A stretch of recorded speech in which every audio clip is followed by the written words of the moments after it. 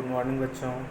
अब अपन पढ़ते हैं, जैसे अपन एग्जाम्पल इसके देख ही रखे थे, है ना। जैसे अपन हाइड्रोजन के लिए H, एल्युमिनियम के Al, है ना, कोबाल्ट का CO, इस तरह से अपन ने उसको एग्जाम्पल्स के थ्रू अपन उसको शो करते हैं।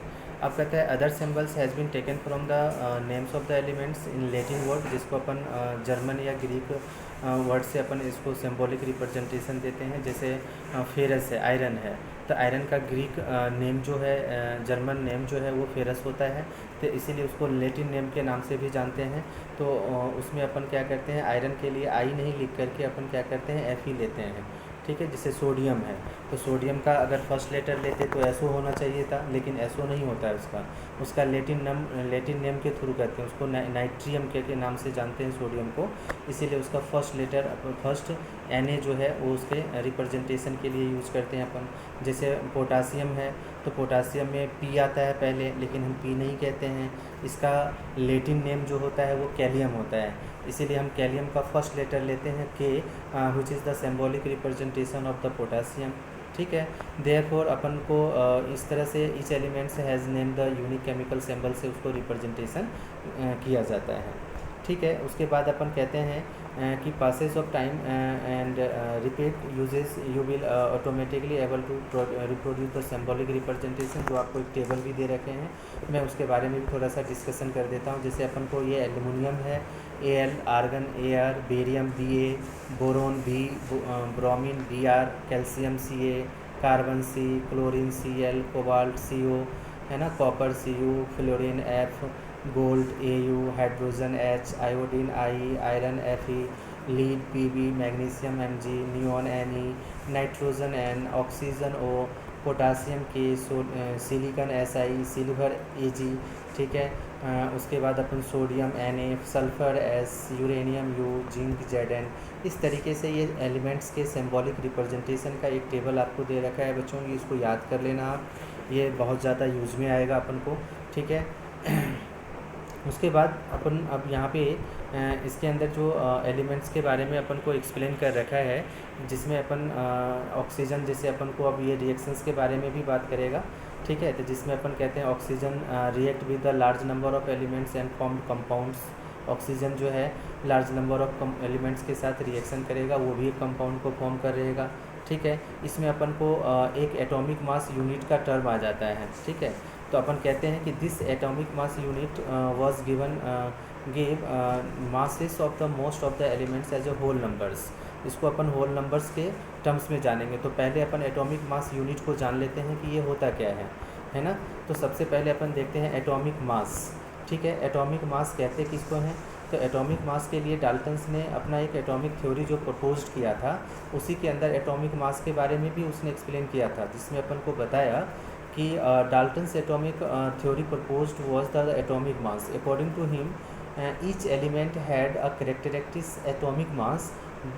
The theory could explain the law of constant proportion so well that the scientists were promoted to measure the atomic mass of an atom, ठीक है। अब इस atomic mass of an atom के लिए अपन को ये क्या कहा कि जैसे एक पहले तो इसको फाइंड आउट करना, एटॉमिक मास जो है या रिलेटिव एटॉमिक मास जो है ये डिटरमाइन करना एक बहुत ही डिफ़िकल्ट टास्क होता था। लेकिन जब इसको अपन क्या करते हैं कि रिलेटिव मासेस जब डिटरमाइन किया गया, तो law of chemical combinations and compound जो है जब फॉर्म करते हैं, उसी प्रोसेस के थ्रू इसको फाइंड आउट किया गया, जिसका अपन को एग्जांपल दे रखा है कोबाल्ट के लिए। फॉर एग्जांपल है जैसे कार्बन मोनोऑक्साइड है, तो carbon monoxide form by the carbon and oxygen.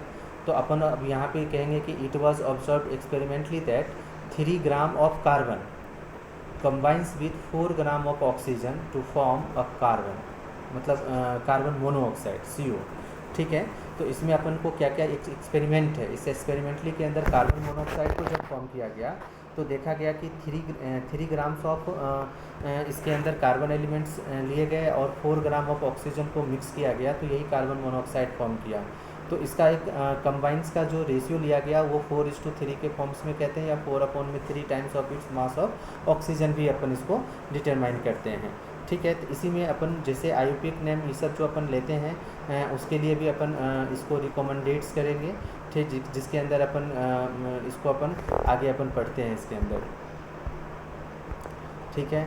उसके बाद अपन यहाँ से कहते हैं कि होल नंबर और as a near to whole numbers as possible उसके मास के लिए अपन कंसीडर करते हैं। While searching for the various atomic mass unit scientist initially took 1/16 ये 1/16 of the mass of the atom of naturally occurring oxygen as a unit. पहले starting में अपन को ऑक्सीजन के रिस्पेक्ट में ही किया गया था, लेकिन बाद में जो है ये चीज़ें ज़्यादा मतलब कि अच्छा नहीं हुआ, तो फिर इसको क्या किया, चेंज किया गया। चेंज करने के बाद जैसे most of elements as a whole numbers, जब कार्बन को लिया गया तो बहुत सारे एलिमेंट्स के जो एटॉमिक मासेस आते थे वो होल नंबर्स के फॉर्म में आने लगे बहुत ज़्यादा।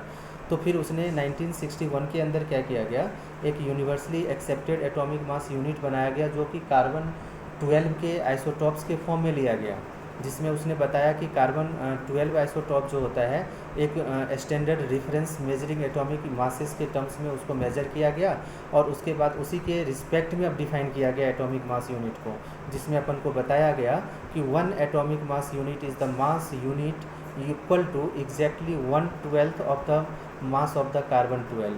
जो कार्बन 12 का जो 1/12 पार्ट ऑफ द मास होता है वही अपन को एक स्टैंडर्ड मास यूनिट लिया गया, और उसी के रिस्पेक्ट में जितने भी relative masses of all elements जो हैं उसको अपन को फाउंड किया गया, और सबके एटॉमिक मासेस भी अपन को लिखे गए, जिसमें अपन एलिमेंट्स के नाम जैसे hydrogen 1, carbon 12, nitrogen 14, oxygen 16, sodium 23, ठीक है, मैग्नीशियम 24, सल्फर 32, क्लोरीन 35.5, कैल्शियम 40, इस तरह से ये सारे एलिमेंट्स को जो है वो इमेजिन किया गया इसके एटॉमिक मास के टर्म्स में। ठीक है बच्चों, तो ये इसको ध्यान में रखना है आपको।